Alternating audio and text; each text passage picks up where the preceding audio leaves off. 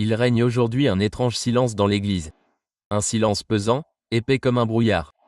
Lorsque le sujet de la crémation est abordé, beaucoup détournent la tête. Beaucoup détournent le regard. Beaucoup restent silencieux, craignant de répondre. Les questions brûlent dans le cœur des croyants. Pourtant, peu osent les exprimer à voix haute. Que se passerait-il si mon être cher était réduit en cendres? Que se passerait-il si mon corps était détruit par le feu? Dieu peut-il encore le relever? Mais je vous le déclare, la parole de Dieu ne tremble pas. L'Évangile ne bégaye pas et le Saint-Esprit n'évite pas les questions difficiles. Ce silence n'est pas de la révérence. C'est de la confusion. C'est la tactique de l'ennemi pour lier le peuple de Dieu par l'incertitude, pour semer le doute dans le sol où la foi devrait croître. Mais je suis venu vous dire que Dieu n'est pas confus. Le feu qui a pu consumer un corps n'a pas consumé la promesse. Les flammes qui ont réduit la chair en poussière n'ont pas touché l'âme rachetée par le sang de Jésus-Christ. Certains pensent que, parce que la crémation ne laisse ni eau, ni trace, ni cercueil, la résurrection n'a en quelque sorte pas d'endroit où atterrir. Ils pensent, comment Dieu peut-il rassembler ce qu'aucun homme ne peut trouver? Mais je déclare, le feu au ventre, que notre Dieu n'a pas besoin de reste pour accomplir un miracle. Il n'est pas le Dieu de ce qui reste. Il est le Dieu qui crée à partir de rien. S'il peut former l'homme à partir de la poussière, il peut ressusciter les incinérés à partir des cendres. Oh, j'entends les mensonges du diable murmurer dans les esprits. Il est trop tard. Le corps a disparu. Les restes sont dispersés. Mais Satan est un menteur et le père du mensonge. Il veut vous faire croire que le feu peut surpasser la croix. Que la crémation peut annuler la rédemption, que les cendres dispersées signifient une perte d'identité. Mais je le crie sur tous les toits. Dieu n'a perdu aucun de ceux qui lui appartiennent. Le Dieu qui compte les cheveux de votre tête est le même Dieu qui sait où se trouve chaque atome de votre corps. Que ce soit dans le sol, dans le feu ou dans la mer, chaque cellule qui faisait autrefois partie de vous est comptabilisée par le Maître de la création. Il ne vous a pas oublié. Il n'a pas égaré votre avenir. Il n'a pas renoncé à sa promesse. Quand Dieu parle, les éléments écoutent. Que le vent souffle. Que les flammes fassent rage. Que l'océan engloutisse. Dieu n'a pas peur. Sa puissance ne faiblit pas face à la crémation. Son autorité ne s'effondre pas face au feu. Sa voix ne faiblit pas lorsqu'elle résonne dans les cendres. Non, sa parole court comme le feu, comme le tonnerre, comme l'éclair, et elle trouvera sa cible. Je vous le dis, mon ami, ce n'est pas de la mythologie. Ce n'est pas une conjecture théologique. Ce n'est pas une doctrine poussiéreuse. C'est la réalité de la résurrection. C'est la certitude divine. C'est le son de la trompette qui fend les cieux et appellera les morts. Pas seulement des tombes, mais des fournaises, des inondations, des lieux oubliés. Là où l'homme voit la finalité, Dieu voit un commencement. Oh, comme l'ennemi tremble lorsque les saints commencent à comprendre la puissance de la promesse de Dieu. Il a essayé de vous convaincre que la résurrection est limitée, que le miracle dépend du matériel, que le résultat dépend de la préservation. Mais le Saint-Esprit déclare, le Seigneur connaît ceux qui lui appartiennent. Que vous soyez enterrés dans un cercueil ou brûlés dans un incendie, vous lui appartenez toujours. Certaines familles pleurent avec un point d'interrogation, craignant de dire la vérité avec assurance. Mais je n'ai pas peur. Je dirai ce que dit la parole. Le sang de Jésus n'est pas venu avec des conditions. La puissance de la résurrection n'est pas soumise aux méthodes funéraires. La crémation n'est pas une barrière, c'est poussière pour le Seigneur, tout simplement. Celui qui a conquis la tombe n'est pas intimidé par les cendres. Alors, que les sceptiques se moquent et que les critiques se plaignent. Que le monde essaie de l'expliquer. Mais nous nous tenons sur la vérité inébranlable de la parole de Dieu. Celui qui vous a formé vous rappellera. Celui qui a fait l'homme de la poussière de la terre le rappellera des cendres du feu. Il n'y a pas d'échappatoire à la voix du Tout-Puissant.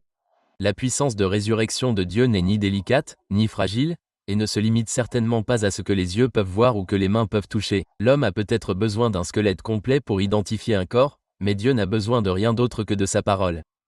S'il a pu faire sortir Adam de la poussière du sol, il peut vous faire sortir des cendres de la crémation. Le même souffle qui a donné la vie au commencement souffle encore aujourd'hui avec un feu sacré. Certains disent, mais il ne reste plus rien. Comment Dieu peut-il ressusciter ce qui a été brûlé? Cette question vient d'un esprit prisonnier du naturel. Mais je vous parle par l'esprit. La résurrection n'est pas naturelle.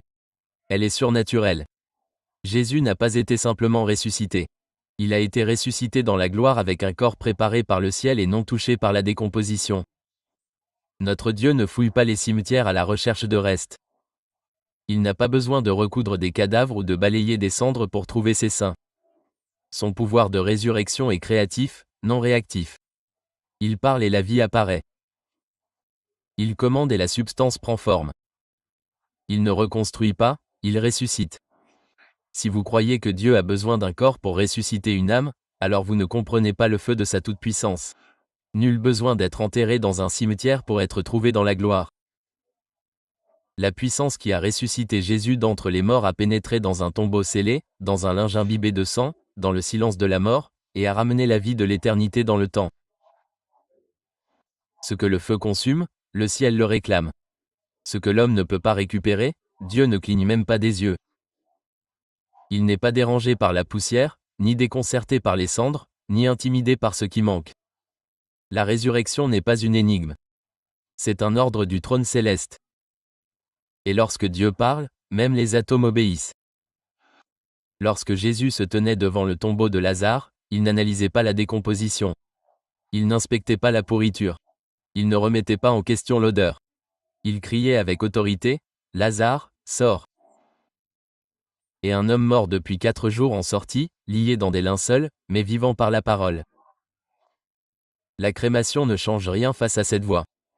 La puissance de Dieu ne s'arrête pas là où s'arrête l'imagination humaine. Elle la dépasse, la surpasse, la déborde.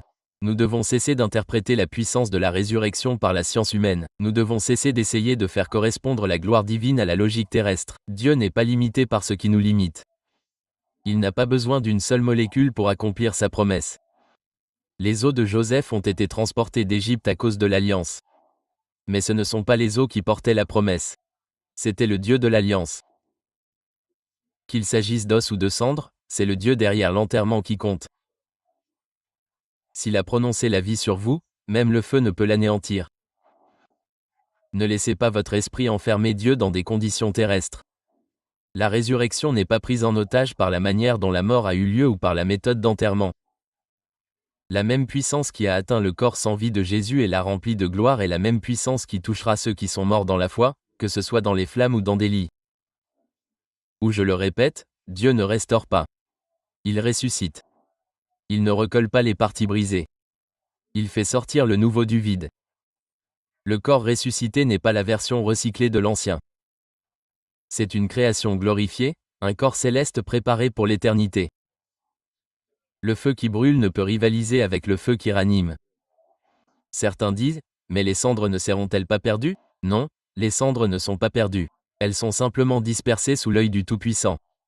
Et lorsque sa voix retentira comme une trompette, chaque grain de matière racheté répondra.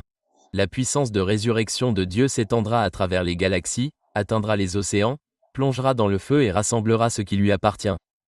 C'est la puissance qui a piétiné la mort, pillé la tombe et arraché les clés des mains de l'enfer. Elle ne peut être affaiblie par le temps, l'espace, les flammes ou la décomposition. Vous ne voyez peut-être que des cendres, mais Dieu voit une puissance et une promesse potentielle.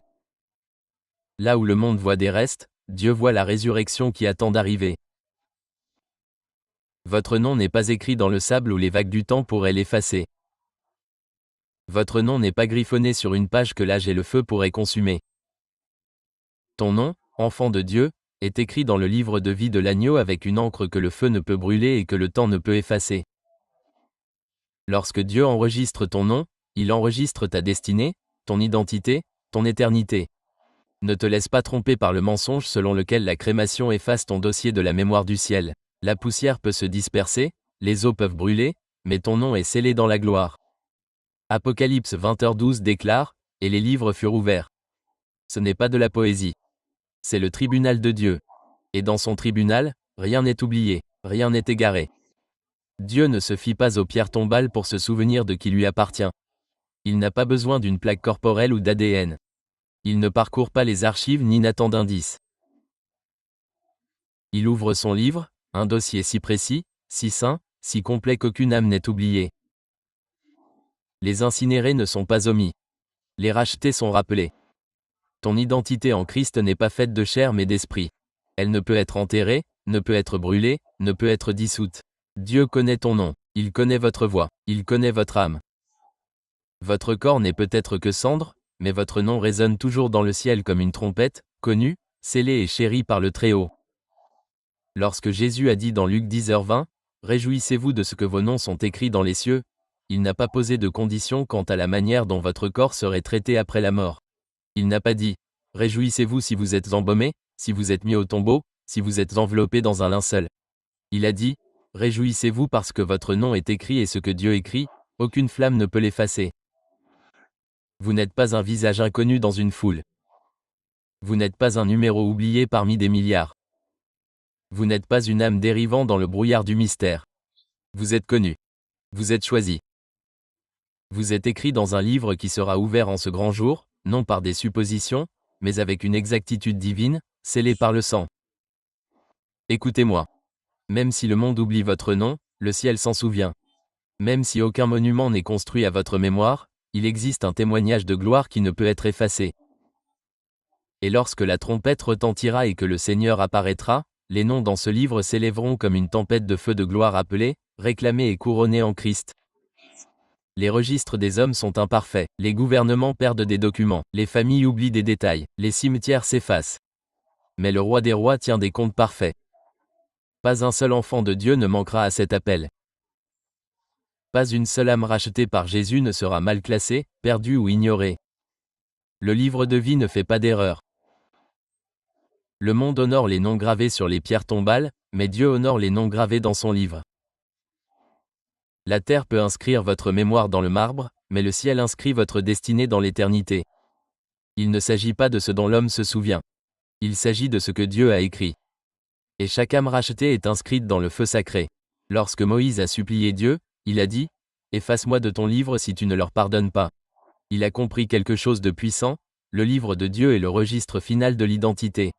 Et lorsque votre nom est dans ce livre, aucune puissance en enfer, aucune flamme sur terre, aucun processus de mort ne peut l'effacer à moins que vous ne rejetiez le sang de l'agneau. Que les sceptiques s'interrogent donc, que les philosophes débattent, mais nous ne craignons pas la crémation, nous ne tremblons pas devant les cendres.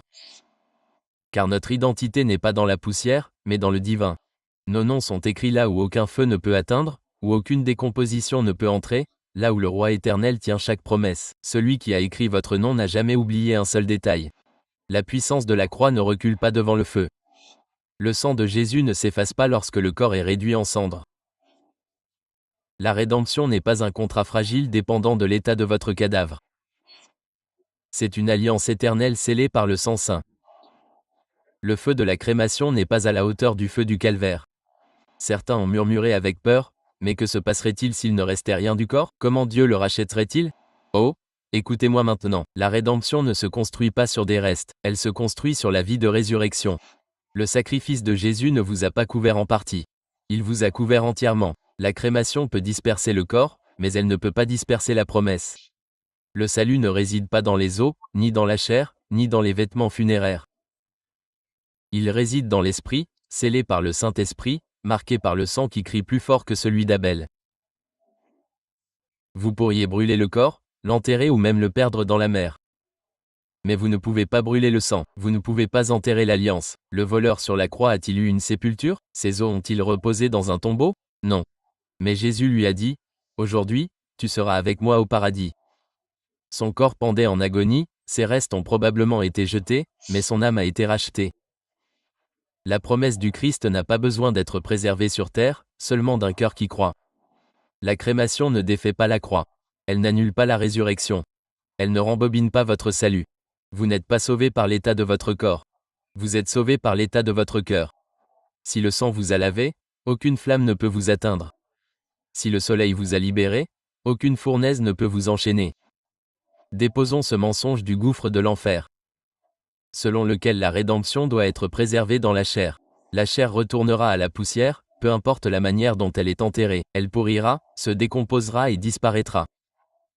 Mais l'âme qui est en Christ, vit éternellement, rachetée et payée par l'agneau qui a été immolé. Paul a écrit dans 2 Corinthiens 5:1, « Si notre tente terrestre est détruite, nous avons dans le ciel un édifice éternel, qui est l'ouvrage de Dieu. » Avez-vous entendu cela? Si elle est détruite, Dieu a déjà prévu la crémation, la décomposition, l'explosion, la maladie, la guerre. Rien de tout cela n'annule votre rédemption. Ce que l'homme détruit, Dieu le restaure. Les premiers chrétiens ont été brûlés sur le bûcher, jetés au lion, déchirés par la foule. Leurs corps ont été brisés, incinérés et perdus. Ont-ils été moins rachetés? Ont-ils été oubliés? Jamais. Ils ont été reçus dans la gloire, vêtus de blanc, couronnés d'or, chantant le cantique des rachetés.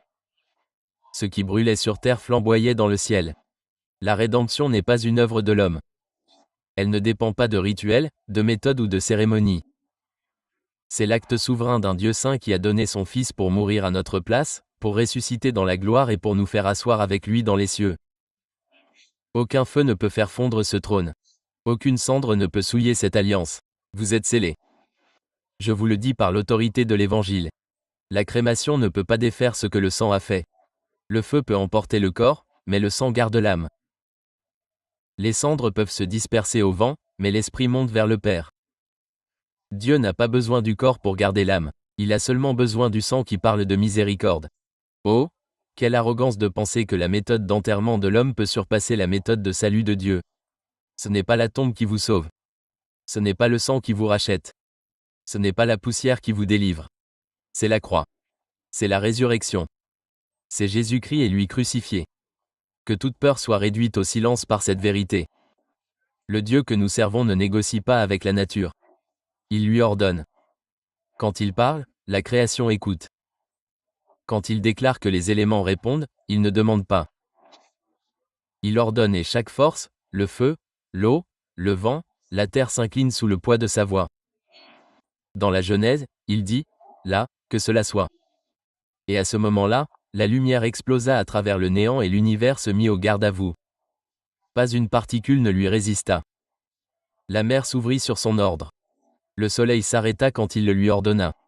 Même les corbeaux lui obéirent pour nourrir son prophète. Les cendres le refuseront-elles maintenant? Oh, écoutez cela avec du feu dans vos os. Si Dieu dit, « Rends ce qui est à moi », alors la mer vomira les morts. Le feu libérera la poussière. Le vent renversera sa course, et la terre ouvrira sa bouche. Chaque atome d'une âme rachetée est marqué par la propriété divine, et les éléments doivent rendre ce qui appartient au roi. La Bible dit dans le psaume 148/8, « Le feu et la grêle, la neige et la vapeur, le vent impétueux, accomplissent sa parole. Tout lui obéit. » Le feu n'est pas votre ennemi devant Dieu. Il est son serviteur. La flamme qui a consumé le corps est toujours sous le contrôle de Dieu. Elle ne peut retenir ce que le ciel appelle. L'océan a peut-être englouti les ossements, mais il n'a pas fait taire la voix du Créateur. Les volcans ont peut-être enseveli des villes, mais ils n'ont pas enseveli ses promesses. Les vents ont peut-être dispersé des cendres, mais elles sont toujours à la portée de celui qui chevauche le tourbillon. Sa voix est comme de grandes eaux, et toute la création l'entend. Pensez à la vallée des ossements desséchés dans la vision d'Ézéchiel. Ils étaient dispersés, déconnectés, oubliés, mais lorsque la parole du Seigneur fut prononcée, les ossements se mirent à s'entrechoquer. Ils ne se rassemblèrent pas par la force de la nature, mais par le souffle divin. Si les ossements desséchés obéissent, même la poussière ne répondra-t-elle pas à son ordre? Vous ne pouvez pas enterrer ce que Dieu a marqué, vous ne pouvez pas disperser ce que Dieu rassemblera. Les éléments ne sont pas des forces rebelles, ils sont des instruments loyaux de sa volonté. Sur sa parole, ils fouilleront la terre pour lui rendre chaque parcelle des rachetés. Pas un seul fragment ne manquera. Quand Jésus marchait sur la terre, la tempête obéit à sa réprimande. Le poisson apporta la pièce à Pierre. Le figuier se dessécha à sa parole. Les démons s'enfuirent. Les maladies disparurent. La mort perdit son emprise. Chaque royaume, naturel et surnaturel, se soumet à sa voix.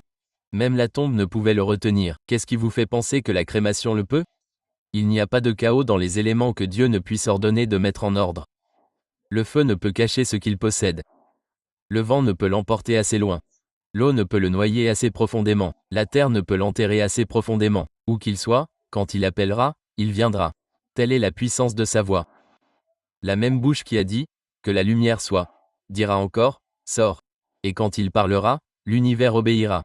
Toutes les choses visibles et invisibles, les vivants et les morts, dispersés ou ensevelis, répondront. Il n'y aura ni confusion, ni retard, ni hésitation. La voix de Dieu est irrésistible pour sa création. Vous pouvez avoir confiance en cette vérité de toute votre âme. Si vous lui appartenez, aucun élément ne peut vous perdre. Aucun feu ne peut vous cacher. Aucune eau ne peut noyer votre identité. Aucune tombe ne peut vous voler.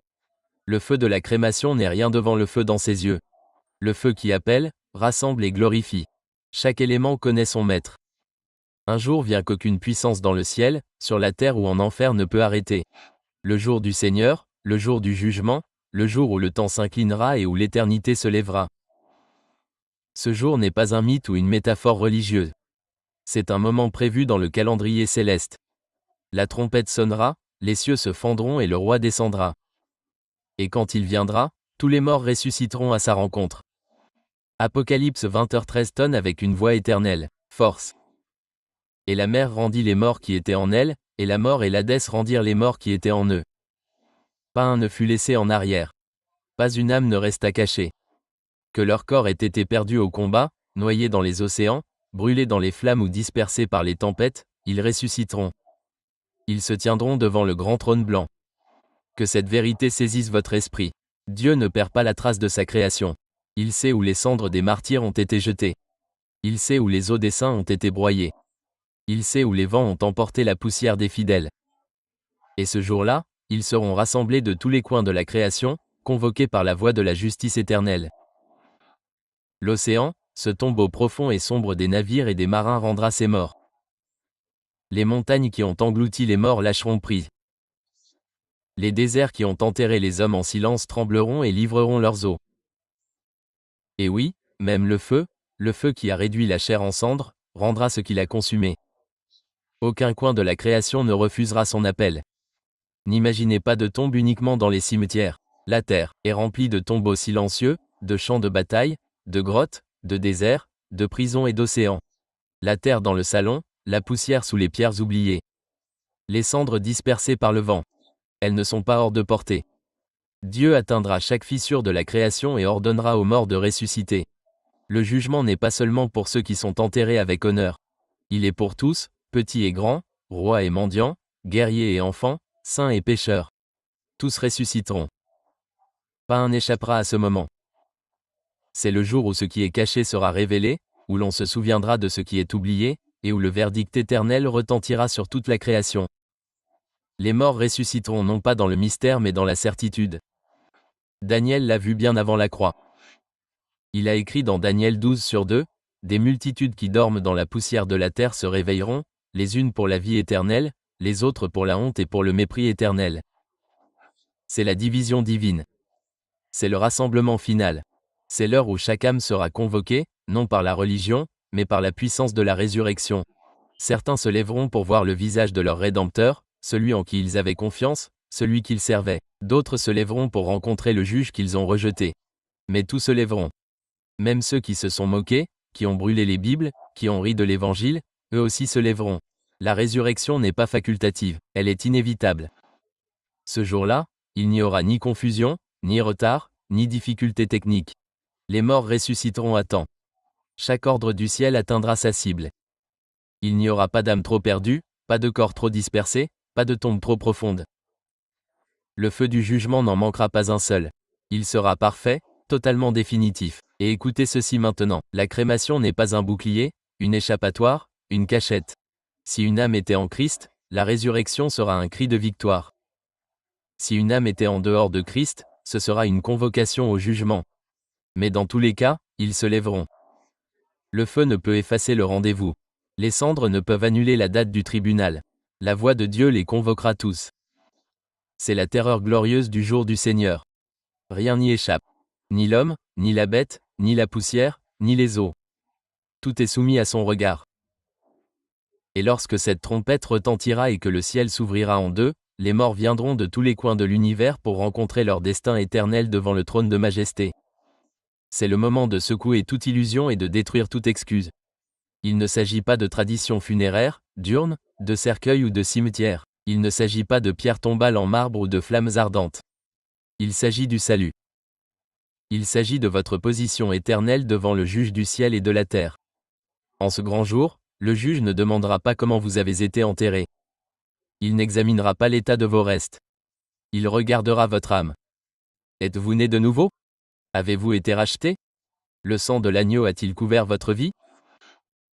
Vous pouvez être enterré dans le plus beau cercueil plaqué or avec des chœurs chantant sur vous et être quand même damné pour l'éternité.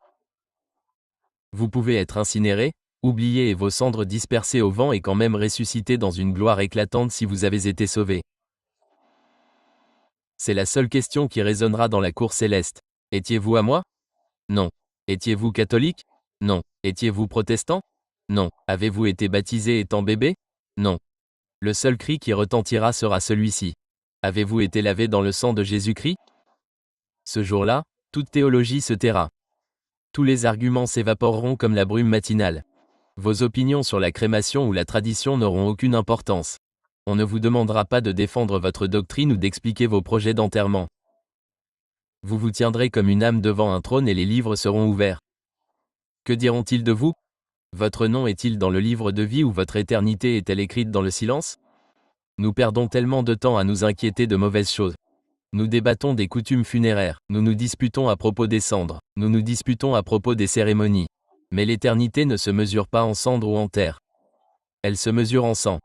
Soit le vôtre en jugement, soit celui du Christ en miséricorde. C'est la vérité qui brûle plus fort que n'importe quel feu. Laissez la question transpercer votre cœur. Avez-vous été sauvé? Étiez-vous une bonne personne? N'êtes-vous pas allé à l'église à Noël et à Pâques? N'avez-vous pas fait de votre mieux? Mais avez-vous été sauvé? Vous êtes-vous repenti de vos péchés?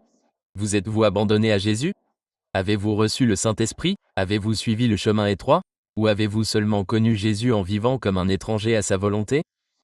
Il n'y aura plus d'ombre où se cacher lorsque le feu de son regard tombera sur la terre. Chaque secret sera exposé. Chaque vie cachée sera révélée. Chaque masque sera arraché. Le juge ne se laisse pas berner par les apparences. Il voit la vérité qu'aucun cercueil ou crémation ne peut cacher. Il voit l'âme et seul le sang de Jésus peut rendre cette âme pure. Alors, en quoi avez-vous confiance? Vos traditions, votre héritage familial, vos bonnes actions, rien de tout cela ne tiendra. La seule chose qui tiendra, c'est l'œuvre achevée de Jésus-Christ. Ce sang est plus fort que le feu. Cette miséricorde est plus profonde que n'importe quelle tombe.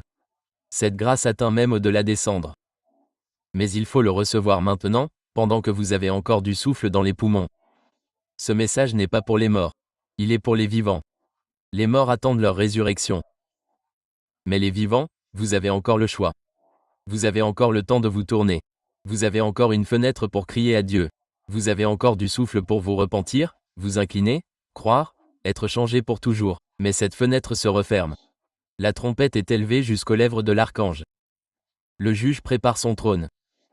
Que toute fausse sécurité brûle dans le feu sacré de cette vérité. La question n'est pas « Avez-vous été incinéré ?» C'est « Avez-vous été sauvé ?» C'est ce que le roi demandera.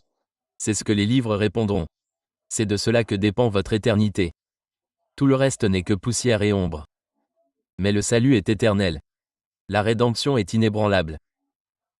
Et Jésus-Christ est la seule porte qui mène hors de la mort et à la vie éternelle. Alors maintenant, parlez, âme, élevez votre conscience, réveillez votre cœur. Le feu de la vérité a été allumé. Que votre réponse soit connue, non pas dans le silence, ni dans l'hésitation, mais dans la puissance de la certitude. Le juge regarde. Les anges écoutent et votre âme connaît la vérité. Qu'elle parle maintenant. Que la réponse soit entendue. Qu'elle tonne comme une trompette. Qu'elle monte des profondeurs de votre esprit et déclare sans crainte ni doute, as-tu été sauvé?